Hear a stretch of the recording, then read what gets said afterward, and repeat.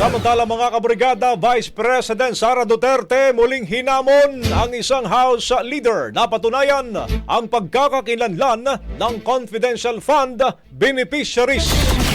Brigada Haji Camino, ibrigada mo! Brigada! Live report!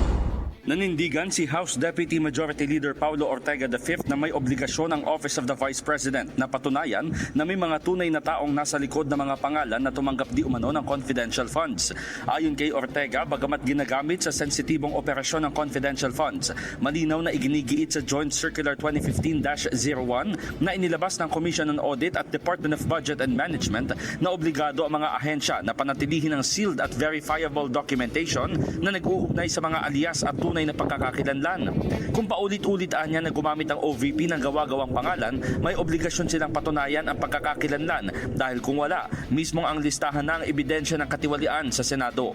Ipinunto ng kongresista na may mga mahahalagang dokumento na na-turn over sa COA at ipinresenta sa House Committee on Good Government and Public Accountability bilang bahagi ng impeachment evidence laban kay Duterte. Mismong si dating COA Commissioner Heidi Mendoza na rin umano ang nagsabi na ang paggamit ng alias sa government transactions ay hindi exempted sa transparency requirements. Paliwanag pa ni Ortega, dapat na kayang i-trace ang mga alias lalo't higit sa clerical errors, sinasadya na umano ang paggamit ng gawa-gawang pangalan para makatakas sa pananagutan. Mababatid na isiniwalat ni Ortega ang bagong batch ng mga pangalan ng nakatanggap di umano ng confidential funds na kinabibilangan ng kaapelyido ng mga senador, kongresista at pangalan ng isang bake shop.